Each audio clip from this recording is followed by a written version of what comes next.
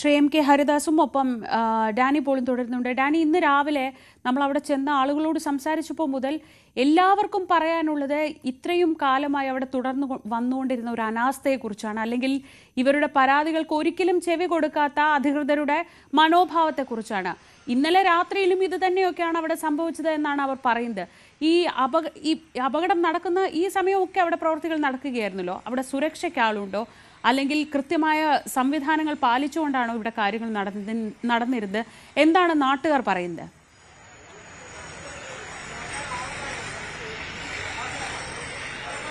ശ്രീജ, നാട്ടുകാരെ തുടക്കം മുതൽ തന്നെ ഇവിടെ വളരെ അശാസ്ത്രീയമായ രീതിയിലുള്ള ഒരു നിർമ്മാണ പ്രവർത്തനങ്ങളാണ് നടക്കുന്നത്. വലിയ രീതിയിലുള്ളൊരു പരിശോധനകളോ കാര്യങ്ങളോ ഒന്നും തന്നെ ഉണ്ടാകുന്നില്ല എന്നതടക്കമുള്ള കാര്യങ്ങൾ പറയുന്നുണ്ട്. രാവിലെ മുതൽ തന്നെ ഇവിടെ കൂടിയിരിക്കുന്ന ആളുകളാണ്, പരിസരത്തുള്ളതാണ്. ഇവിടെ എങ്ങനെയാണ് സാധാരണ ഇവിടെ സാധാരണഗതിയിൽ എങ്ങനെയാണ്? ഇവിടുത്തെ വളരെ മോശമാണ്. കാരണം നമ്മളൊക്കെ കുറെ കഷ്ടപ്പാടുകൾ ഞങ്ങൾ ഈ റോഡ് വന്നതിന്റെ പേരിൽ അനുഭവിച്ചുകൊണ്ട് ഇവിടെ കിടന്നുണ്ട്. കാരണം എന്തെല്ലാം ദുരിതങ്ങളും നാശങ്ങളും ഇവിടെ ഉണ്ടായിക്കൊണ്ടിരിക്കുന്നത്, ഓരോ ദിവസങ്ങളും കേട്ടുകൊണ്ടിരിക്കുന്നതാണ്. ഇതുപോലെ തന്നെ വലിയ രീതിയിൽ സുരക്ഷിത ഇവിടെ ഉണ്ടെങ്കിൽ ഈ സംഭവമൊന്നും ഉണ്ടാവില്ലല്ലോ. സുരക്ഷയൊന്നും ഇല്ലാത്തതുകൊണ്ടാണല്ലോ ഈ സംഭവങ്ങളൊക്കെ ഇങ്ങനെ ഉണ്ടാകുന്നത്. കാരണം ഈ വണ്ടി പോകുന്ന സമയത്ത് അല്ലെങ്കിൽ ഒന്നുമില്ല ബ്ലോക്ക് ചെയ്യുക, അതൊന്നും ഇല്ലാതെ സാധനം കയറ്റുക, എന്നിട്ട് അതിന്റെ മുകളിലേക്ക് മറിഞ്ഞു വീഴുക, ഇതൊക്കെ ഉണ്ടാകുന്ന അനുഭവങ്ങൾ ഇവിടെ. കാര്യമായിട്ടുള്ള ഇടപാടുകളൊന്നും ഇവിടെ നടക്കാറില്ല. നമ്മൾ രാവിലെ മുതൽ വരുമ്പോഴുള്ള ആളുകളുടെ ഒരു പ്രതികരണങ്ങളെല്ലാം ഈ രീതിയിലുള്ളതാണ്. പരിസരത്തുള്ളതാണോ ഇവിടെ പൊതുവിൽ രാവിലെ മുതൽ കേൾക്കുന്നത്? വലിയ രീതിയിലുള്ളൊരു സുരക്ഷയോ അല്ലെങ്കിൽ ഒരു ഗതാഗതം നിയന്ത്രിക്കുക അതൊന്നും ഉണ്ടാകാറില്ല. ഗതാഗതം നിയന്ത്രിക്കാറില്ല. കാരണം എന്താ വെച്ചാൽ വൺ സൈഡാണ് ഇപ്പോൾ വണ്ടി പോകുന്നത്. കാരണം ട്രെയിൻ ഒരു സൈഡ് കിടക്കുന്ന കാരണം ഒരു സൈഡിൽ കൂടിയാണ് ട്രാഫിക് ഉള്ളത്. അതുകൊണ്ട് തന്നെ ഇത് പൊക്കി വെച്ച് ഒരു സൈഡ് വെച്ചിട്ട് അവിടെ നിന്ന് ഷിഫ്റ്റ് ചെയ്ത് കൊണ്ടുവരികയാണ് ചെയ്യുന്നത്. ഇത് സംഭവിച്ച മിക്കവാറും ജാക്കിയിൽ പൊക്കുമ്പോൾ സ്ലിപ്പായതായിരിക്കും, അല്ലാതെ ഇത് മാഞ്ഞു വീഴാൻ സാധ്യതയില്ല. കാരണം ഇതിന്റെ ബോട്ടം വീതി കൂടുതലാണ്, അതുപോലെ തന്നെ വെയിറ്റും കൂടുതലാണ്. ഇത് അങ്ങനെ സംഭവിച്ചല്ലോ, ഇത് ഉത്തരവാദിത്തമില്ലായ്മയാണ് ഇത് സംഭവിച്ചേക്കണം. താഴെ വാഹനം ഉണ്ടായി ബ്ലോക്ക് ചെയ്യാറില്ല. ഇത് ഷിഫ്റ്റ് ചെയ്യുന്ന സമയത്ത് ഇവിടെ ബ്ലോക്ക് ചെയ്യാം. അത് മാത്രമല്ല, ഈ തമ്മിൽ ബന്ധിപ്പിക്കുന്ന ഒരു ഇതുണ്ട്, സെൻട്രലൊരു ഇത് കൊടുക്കും, രണ്ട് ജോയിന്റ് ക്രോസ് ആയിട്ട് കൊടുക്കും. ഇതിനൊന്നും അത് കൊടുത്തിട്ടില്ല. ഇതിനെല്ലാം സെന്റർ ക്രോസ് ആയിട്ട് ഇങ്ങനെ ക്രോസ് ആയിട്ട് ഇങ്ങനെ രണ്ട് ബീം തമ്മിൽ ഒരു ബീമിന്റെ ടോപ്പും ഒരു ബീമിന്റെ ബോട്ടമായിട്ട് കൊടുക്കും. ഇത് ഒന്നും ചെയ്തിട്ടില്ല. ഇത് ഫസ്റ്റ് ആദ്യം വെച്ച ഒരു ഇതിന് മാത്രം ചെയ്ത്, അത് കഴിഞ്ഞ് ഒന്നിനും ചെയ്തിട്ടില്ല. ഇപ്പൊ കംപ്ലീറ്റ് ആയിട്ട് ഗൗതം വെച്ച രണ്ട് സ്പാൻ ഇവിടെ ഉണ്ട്, ആ രണ്ടിലും ഇത് ചെയ്തിട്ടില്ല. നിങ്ങൾക്ക് നോക്കാവുന്നതാണ്. എന്ത് പറയാ, ഇനി ഇത് ആവർത്തിക്കാതെ മതി. സുരക്ഷ ശക്തമാക്കണം, അതിനെ പറയാനുള്ളൂ. വേറെ ഒന്നും പറയാനില്ല. സംഭവിച്ചു, ഇനി സംഭവിക്കാതിരിക്കാം. ഇതിനടിയിൽ കൂടി പോകുമ്പോൾ പോലും ആളുകൾക്ക് ഭയക്കേണ്ട ഒരു സാഹചര്യമാണ് ഇപ്പൊ ഈ ഒരു സംഭവം വന്നതിന് ശേഷം ഭയക്കേണ്ട ഒരു സാഹചര്യം വന്നേക്കണം.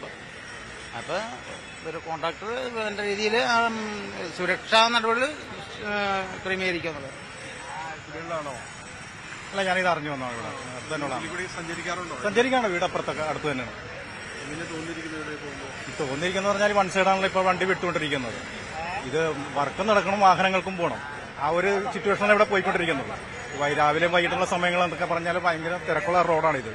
അതിലൂടെ അരൂരും തുറവൂരും തമ്മിൽ ഇതിന്റെ ഇടവഴിയാണ്. മറിക്കൊക്കെ ഇങ്ങനെ കറങ്ങിപ്പോയുള്ള സൗകര്യമുണ്ട്. ഇത് ഒറ്റ വഴിക്കേ പോകാൻ പറ്റുള്ളൂ. അത് കാരണം തിരക്കാണ് രാവിലെ എല്ലാ വണ്ടിക്കും. അവർ കഴിയാവുന്നതും അവർ ബ്ലോക്ക് ചെയ്യാറുണ്ട്. പക്ഷേ ഇന്ന് ഇപ്പം നമുക്ക് അറിയാൻ കഴിഞ്ഞിരിക്കുന്നത് ബ്ലോക്ക് ചെയ്തിട്ടില്ല എന്നുള്ളതാണ്. കടത്തി വിട്ടുകൊണ്ടിരിക്കുന്ന സംഭവം. ഇതിന് മുമ്പിലായിട്ട് ഒരു ട്രാൻസ്പോർട്ട് ബസ് സൂപ്പർ ഫാസ്റ്റ് ഉണ്ടായിരുന്നെന്നാണ് അറിയണത്. ദൈവാധീനം കൊണ്ട് അതും സംഭവിക്കില്ല. എല്ലാം മരണം നമുക്ക് ഒരുപോലെയാണ്, എങ്കിലും അതൊരു വലിയൊരു അപകടത്തിൽ നിന്ന് നമുക്കത് ഒഴിവാക്കാൻ പറ്റുന്നുണ്ട്. അതാണ് ഞാൻ വന്നിട്ട് അറിയാൻ കഴിഞ്ഞത്. എന്തായാലും ആ രീതിയിലുള്ള ഒരു പ്രതികരണങ്ങളാണ് ഇവിടെയുള്ളതാണോ? എങ്ങനെ ഇതിൽ സഞ്ചരിക്കുമ്പോഴൊക്കെ എന്താവും? എന്റെ പൊന്നേട്ട്, അത് പറയാനാണെങ്കിൽ ഒരുപാട് പറയാനുണ്ടാവും. ഞാനൊരു ബൈക്ക് യാത്ര ചെയ്യുന്ന ആളാണ്. അതുപോലെ നിരവധി ബൈക്കുണ്ട്. ഈ റോഡിലൂടെ യാത്ര ചെയ്തിട്ട് നമ്മൾ ബൈക്കിന് വരുന്ന നാശനഷ്ടങ്ങൾ ആര് ഉത്തരവാദിത്വം തരും? ആര് സമ്മാനം പറയും? ആര് അതിനകത്ത് നഷ്ടപരിഹാരം തരും? ഒരു വാഹനം മേടിച്ചു കഴിഞ്ഞാൽ നമ്മളെന്തിനാ ഇൻഷുറൻസും റോഡ് ടാക്സൊക്കെ കിടക്കുന്നത്? സുരക്ഷിതമായ വാഹനം കൊണ്ടുപോകാനാണല്ലോ. ഏതെങ്കിലും ഒരു വണ്ടി കൊണ്ടുപോകാൻ പറ്റുന്നുണ്ടോ? അതിന് മുന്നേ ഒരു സൂപ്പർ ഫാസ്റ്റ് പോയെന്ന് പറഞ്ഞാൽ 45 ബസ് യാത്രക്കാരോട് പോയി തുടങ്ങി. ആ ബസ്സാണ് ഇതിന്റെ അടിയിൽപ്പെട്ടിരുന്നെങ്കിൽ അതിന് മുന്നേ ഇവിടെ ചമ്മനാട് ഒരു ദുരന്തം നടന്നിട്ടുള്ളതാണ് വർഷങ്ങൾക്ക്. ആ ബസ്സാണ് അപകടത്തിൽപ്പെട്ടിരുന്നെങ്കിൽ സെയിം ഒരു പാറ്റേണിൽ തന്നെ 2025 ഒരു ദുരന്തമായി മാറില്ലായിരുന്നു.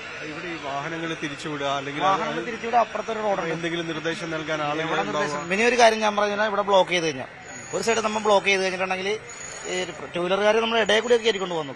ഒരു ഹിന്ദിക്കാരുടെ ചീത്തയും പറഞ്ഞു കൊടുത്തുകൊണ്ട് പോയാൽ പ്രശ്നം തീർന്നു. അപ്പുറത്തൊരു റോഡുണ്ട്, ആ റോഡ് ഇതിലും വലിയ കഷ്ടം.